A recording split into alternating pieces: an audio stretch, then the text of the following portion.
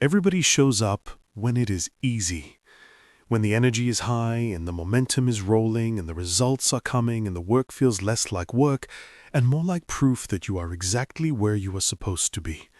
When the team is winning and the project is flowing and the feedback is good. And being here, doing this, feels like the clearest, most natural expression of who you are. Everybody shows up for that. That version of showing up requires almost nothing from you. It costs you nothing because it takes nothing. You would have to actively resist to stay away. The real question, the one that separates the people who build lasting things from the people who build things that look impressive for a season and then quietly dissolve, is not whether you show up when it is easy. It is whether you show up when it is hard, when the momentum is gone, when the results have stalled, when the feedback is discouraging and the team is struggling, and the work feels heavy in a way that makes every session feel like a negotiation between who you want to be and what you feel like doing right now. That's showing up, the hard kind, the costly kind, the kind that nobody will ever applaud because nobody is watching. That is the showing up that changes everything. Welcome to Motivation Daily. This is March 29th, and today I want to make you fall in love with the hard version of showing up. Here is something that the world does not advertise, but rewards with absolute consistency. Reliability under pressure is one of the rarest and most valuable things a human being can develop. It is rarer than talent, rarer than intelligence, rarer than charisma or vision, or any of the qualities we tend to celebrate in the people we admire. Because those qualities are often innate. You either have a measure of them or you don't, and the ones you have are not always available on demand. But reliability, the stubborn, unsexy, non-negotiable practice of showing up regardless of conditions, that is entirely a choice. It belongs fully to the people who decide to build it. And the world, which is full of people who are brilliant when things are good and absent when things get hard, pays an extraordinary premium for the person who shows up either way. Think about every person in your professional life who has genuinely distinguished themselves over time. Not the ones who had the flashiest start, not the ones who were the most impressive in the interview or the most electric in the early days of a project. The ones who, when you think about them now, represent something solid and real and trustworthy. I would be willing to bet that the quality that most defines them in your mind is not brilliance, it is dependability. It is the fact that when things got hard, and things always get hard, they did not disappear.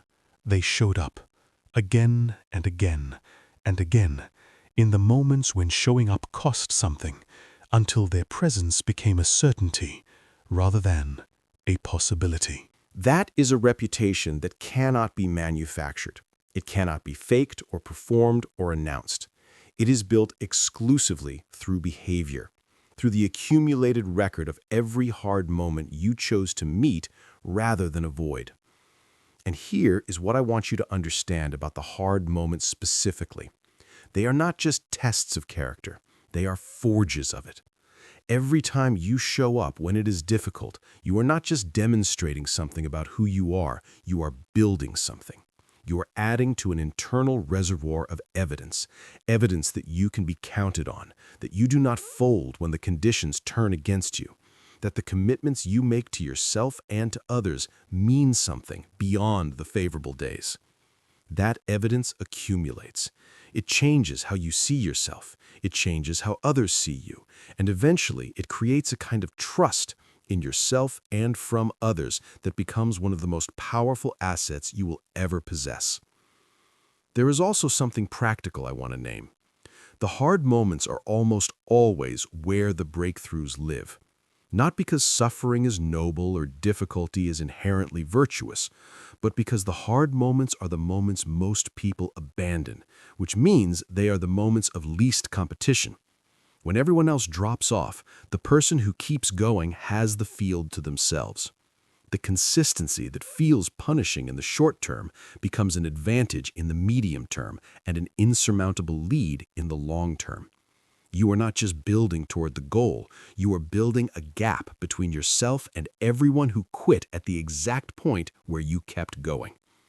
So I want to ask you something honest. Where are you right now? In the easy stretch or the hard one?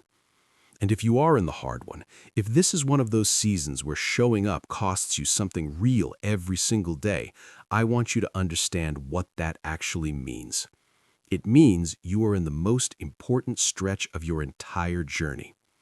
It means the work you are doing right now, in the absence of reward and recognition and the easy momentum that makes everything feel worth it, this is the work that will define the outcome.